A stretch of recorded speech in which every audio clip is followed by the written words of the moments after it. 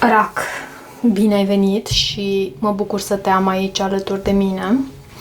În această citire vom verifica lucrurile bune care vin în direcția ta, care sunt acele energii pozitive, cu lucruri bune ce vin înspre tine. Și să începem, ok? Aș vrea să extrag cardurile mai întâi pentru aprilie. Ok, avem un 6 de spade aici.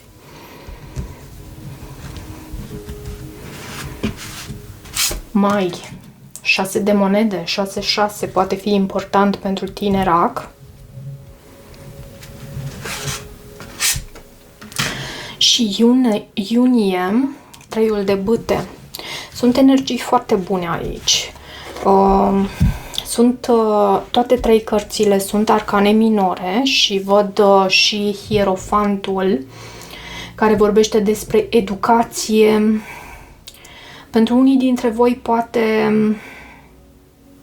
sunteți studenți, poate studiați ceva anume și sunteți pe cale să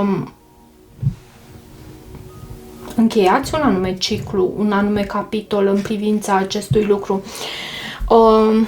Hierofantul vorbește și despre înțelepciune, vorbește și despre faptul că voi ați dobândit o anumită cunoaștere și da, e în lucrurile bune. Mai poate să reprezinte și o anumită instituție importantă, o instituție publică, o persoană care face legătura între planul acesta spiritual și pământesc. Să vedem cărțile mai întâi, după care vom și discuta despre fiecare în parte ce anume vor să transmită pentru Rac.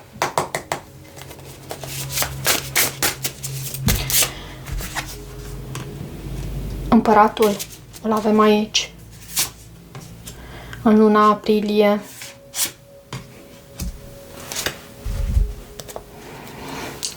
Și avem și o altă arcană. Toate trei din cele trei cărți extrase din oracolul creatorilor sacri sunt arcane majore. Foarte interesant acest aspect.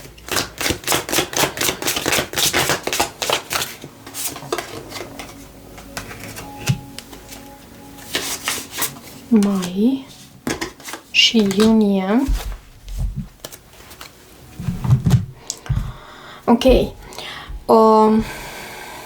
Să încercăm să discutăm acum despre fiecare dintre aceste energii pe care le-am extras aici pe masă pentru tine.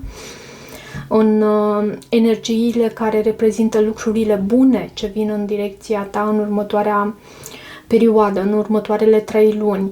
Și eu cred că aici, în luna aprilie, tu încerci să te desprinzi dintr-un loc anume, dintr-un loc care, by the way, apropo și vorbind despre acest lucru, despre faptul că tu încerci să te desprinzi dintr-un loc anume, există și o persoană aici, în acel loc, din acel loc din care tu încerci să te desprinzi, există o persoană care nu poate să renunțe la tine.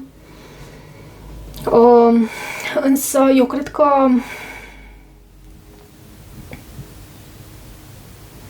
tu poți să simți calea spre eliberare aici, pentru că ai împăratul și avem și grădina și poarta. Este o carte care pentru mine reprezintă posibilitatea ca tu să te eliberezi, acest card cu numărul 30. Și foarte mult este subliniat aici în luna aprilie pentru Rac o călătorie, o desprindere dintr-un loc anume. Preiei controlul asupra vieții tale, iarăși e subliniat aici, sunt subliniate aici aceste lucruri și tu lași în urmă ceva ce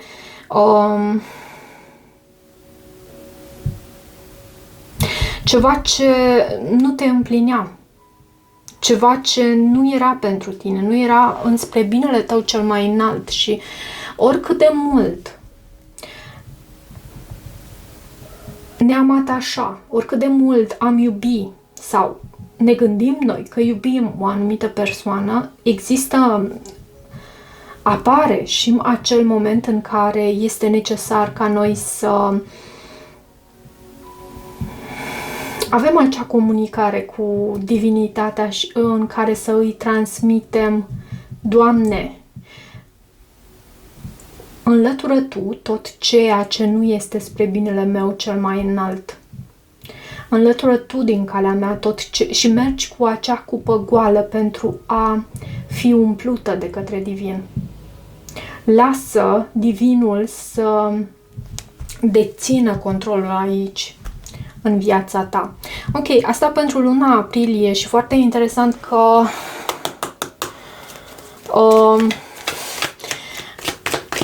mesajele vin foarte ușor în această citire pentru tine. Hai să văd ce mesaj mai avem aici pentru luna aprilie, pentru tine. Trăiul de bâte. Și trăiul de bâte îl avem și aici.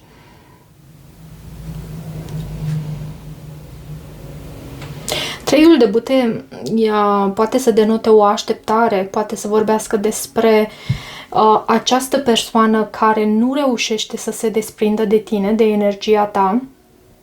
Simte că nu poate să se desprindă de tine. I can't let go of you. Și pentru că văd și această, din nou, această energie masculină la baza pachetului. Împăratul. Și împăratul este și aici. Da, posibil la tine, Rac, în luna aprilie încerci să te desprinzi de ceva ce nu e spre binele tău înalt și cere asta divinității. Nu uita de faptul că tu poți să ceri ajutorul divinității în acest sens. În luna mai avem 6 de monede. După care avem această carte Happy Family, o familie fericită, cu cifra 4, cartea. Avem și nebunul. Overthinking can spoil the magic. Nebunul care îți cere să nu gândești foarte mult, poate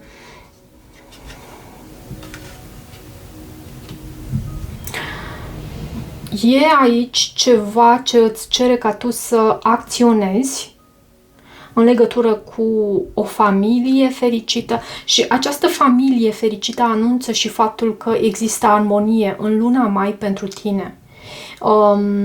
Poate să vină o sumă de bani iarăși în direcția ta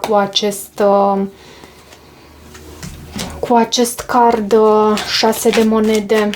O mai mare stabilitate în planul acesta material iarăși văd pentru tine. Și în planul acesta amoros văd faptul că ai de a face cu o persoană care simte că nimeni nu o mai înțelege la fel cum o faci tu.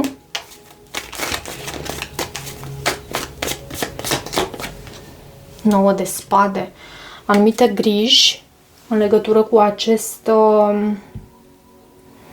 personaj, poate chiar dintr-un semn de aer, și care simte că nimeni nu îl mai înțelege, nu îl înțelege așa cum o faci tu.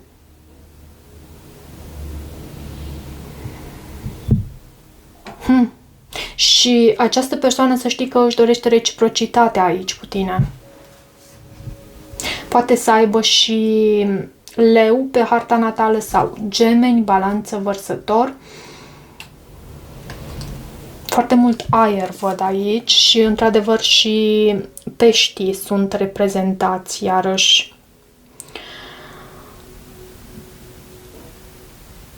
Cred că în luna mai tu ai această șansă de a avea parte de un nou început cu această persoană, însă văd și foarte multe temeri, posibil chiar din partea ta sau din partea cealaltă sau din ambele părți, pentru că nu știu cât te simți tu pregătită să pășești în necunoscut, deși avem acest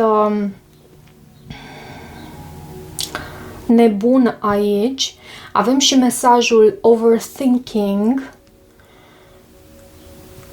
faptul că tu gândești foarte mult la acest pas, dacă e cazul să pășești în necunoscut sau nu. E și o oarecare temere din partea ta aici. Și nu doar din partea ta, ok? Temere. Cred că și din partea celălalt care te așteaptă de partea cealaltă a râului și nu știe dacă vei păși sau nu în acest râu al schimbării. E ca o șansă pentru armonie, pentru o familie fericită pentru tine. Ceea ce vedem în luna iunie, avem treiul de bâte și acest bărbat cu inima deschisă, care ține în mână inima sa și are în mâna sa inima sa pentru tine. Mai avem aici cartea Justiția, cartea aceasta care vorbește despre faptul că acțiunile tale din trecut susțin viitorul tău, vorbește despre principiul acesta cauză-efect și poate faptul că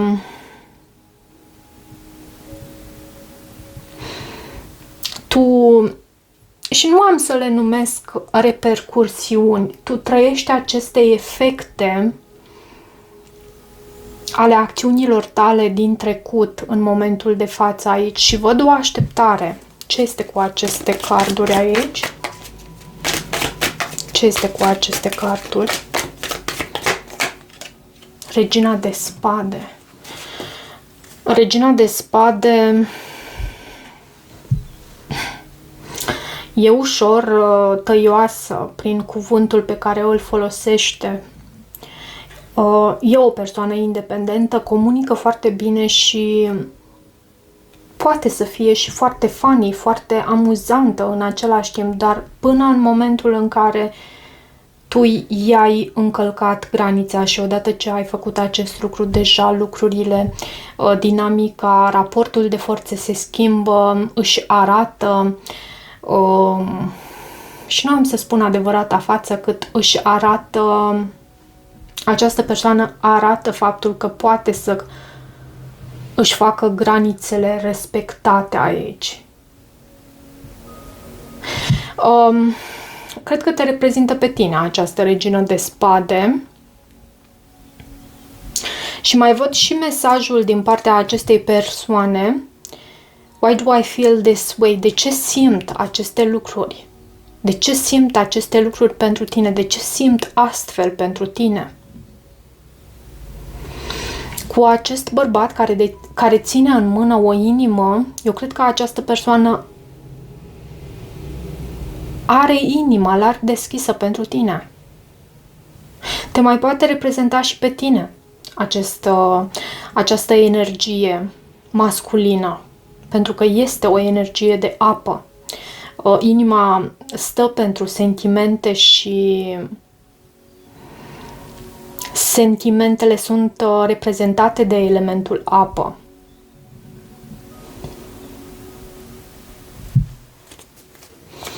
Și în cazul de acesta tu ai de a face cu o persoană dintr-un semn de aer în această lună iunie.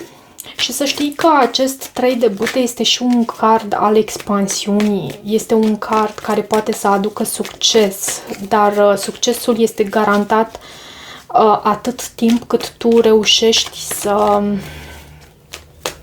ceri acest lucru, pentru că știi că îl meriți. Mai dă-mi o carte aici, te rog, Spirit. 2 de cupe. E un parteneriat aici și Posibil chiar unul din voi să întoarcă spatele, posibil tu sau cealaltă persoană, acest semn de aer, dacă ai de a face cu un semn de aer. Și reprezintă energia feminină, să întoarcă spatele acestui parteneriat, cineva care pleacă, cineva care este defensiv. Nu știu exact despre cine este vorba, adică nu înțeleg exact dacă este vorba despre tine, posibil să fii tu, această persoană care își setează anumite limite față de celălalt și întoarce spatele, nu doar că setează anumite limite aici. Și văd acest lucru iarăși într-un mod destul de echilibrat. Reușești să construiești aceste granițe și să ți le faci respectate, dar într-un mod echilibrat, nu într-un mod forțat, dând dovadă de putere și nu de forță. Ok.